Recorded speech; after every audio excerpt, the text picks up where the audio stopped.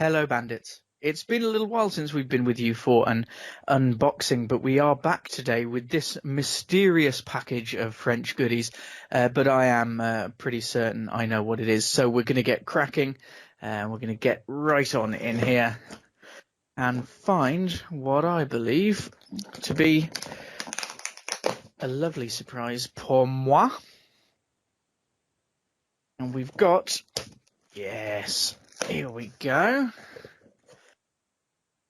The first flight stick for Xbox One, the T-Flight HOTAS one from Thrustmaster. Now, currently, it is literally the only one that you can plug into your Xbox, though it does also work with Windows. So not too bad. Box is a box. You're interested in the box? No, I did not think so. Right. Okay. Nice tight sealed unit of polystyrene there. That's not coming apart for anybody. Some instructions. We don't need the instructions. It's fine. The main event. Squeaky, squeaky. Ooh. Now, I did get hands-on a little bit with these at the Frontier Expo back right at the start of October on the 7th. But I didn't really get much time to sit down and actually have a hands-on feel without having to rush off anywhere. So, first impressions. Covered in polystyrene, that's my first impression. Plastic, obviously, it's fairly cheap for a HOTAS. I say fairly, it is retailing at about £70 at the moment. So there is a plastic feel to it, but it's not bad. It's nice and sturdy. There's nothing flimsy on there.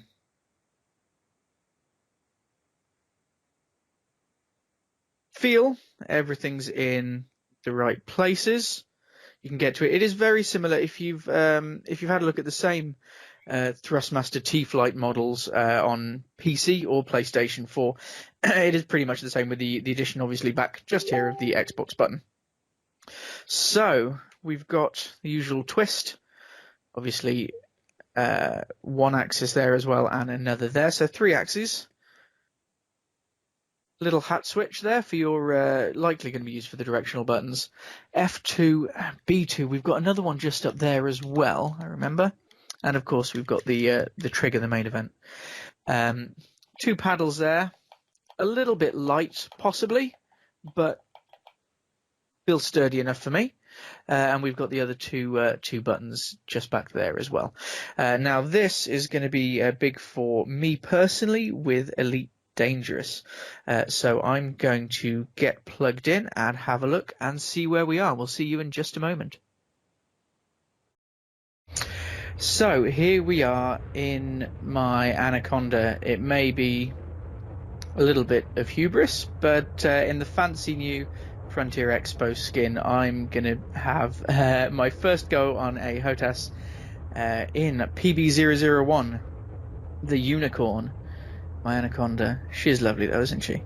So the first thing I'm going to have to do, obviously, is head over to the controls and completely wipe out the control system that I spent maybe a few hours in customizing. And I'm going to go to the to the default for the T-Flight HOTAS 1. Now, after that, you'll notice my controller's not doing much. I do still need to have it plugged in for the headset because there is no headset port on here. But we can, oh, okay, yeah, let's just, I think that's B. Looks like it's X. Okay, we can hold B, do that. Okay, here we are. Right.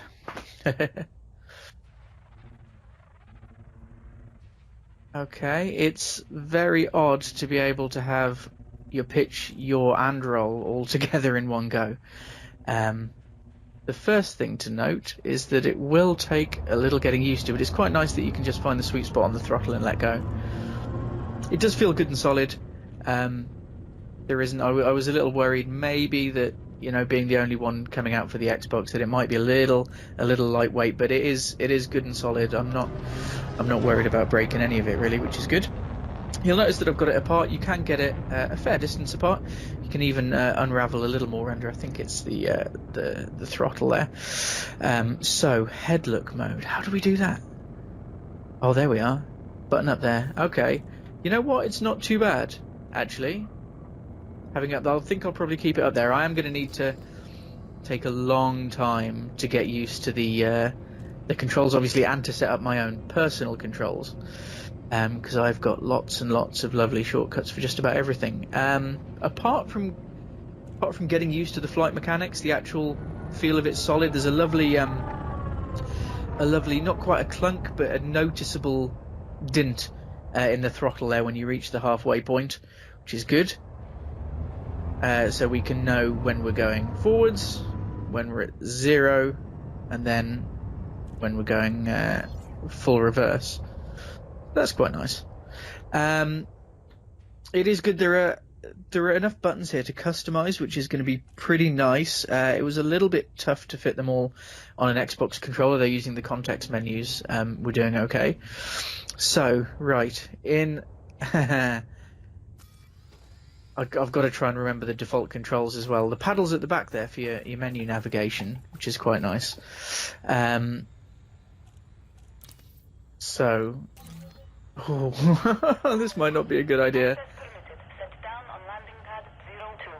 And as well, when you're not in any menus, okay, let's put those weapons away. When you're not in any menus, those two paddles at the back give you your horizontal shift. Okay, right. Docking is difficult. Oh lordy, I probably shouldn't have tried this, because I'm finding it tough to remember. Finding it very tough to remember the default controls, but we'll get there. Might have had enough time at the Frontier Expo to get used to it. So my very first dock with the HOTAS, you get to join me for it. Wish me luck.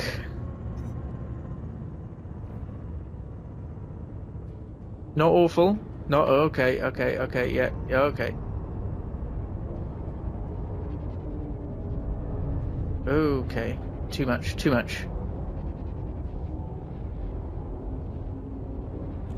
David Braben and 3 other pilots there just nodding at me. Oh, you know what? I'm gonna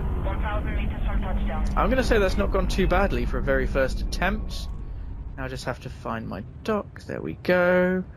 See, I've got a few strange docking procedures because I have a lot of customized controls, but you know, that's not too awful. I think I can get along with that. Oh, down. Bush! Haha! Okay, not too bad. Very short flight, but initial thoughts, the build quality is good. It is quite obviously plastic, but you know, it's not coming apart. There's no edges that aren't joined together. It is all pretty well put together. Plus, you get lovely little bits of polystyrene as well. Good assortment of buttons. I'm going to enjoy sitting down and spending another few hours trying to get all these together. Functionality out of the box. There have been problems with the Insider program for Xbox, but I'm not in the Insider program because I like it when everything works all the time. And yeah, absolutely out the box. One thing to make sure is that you've got to get that switch here over down to Xbox before you plug it into your console. Apart from that, that was smooth and a fluid transition.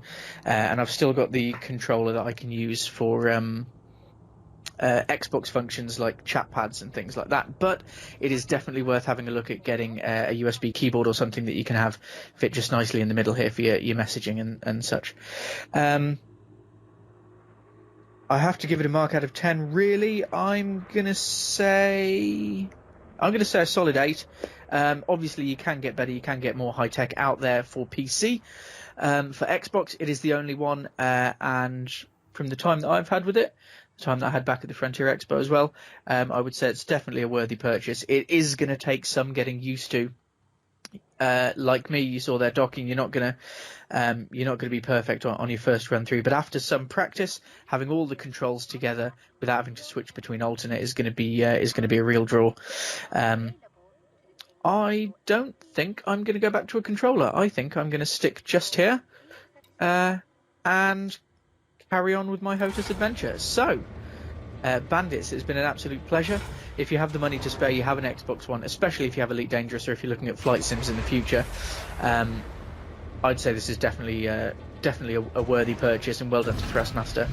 I'm going to try and get out of here now. You can stick with me, or you can head off. Luckily, I'm right underneath the mail slot, so... Oh! Beluga, let's follow him out. It's a bit weird having everything all together on one. Oh, got to get used to that, but I think we're going to be okay. So on to taking a closer look at the hardware itself, and we'll also pull up our modified bindings just in case it's of any help. You'll notice the design is almost exactly the same as the T-Flight HOTAS 4 or X, with the addition, of course, of the Xbox guide button at the base of the stick. The stick itself has a good range of motion and build quality is solid here. For Elite Dangerous, it is worth remembering that with the stick as opposed to the controller, you do have control of your pitch, yaw and roll on one hand without having to switch between standard and alternate controls. With the buttons themselves, again, we have the usual range up top with a hat switch for directional control, as well as secondary fire and a spare button known here as B2. At the back of the stick we have the usual trigger, an F1 and a B1 button just up at the top. Moving over to the throttle, again the build quality remains solid and we like the notch in the middle range so that we know where we are.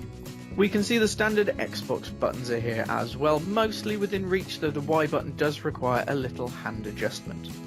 At the rear of the throttle we have B3 and B4, as well as a toggle left and right. The toggle is made out of a slightly larger plastic, and though we'd have preferred something that is a little heavier, it doesn't feel like it's going to break on us anytime soon. And finally, down at the base here we have B5, as well as next and previous.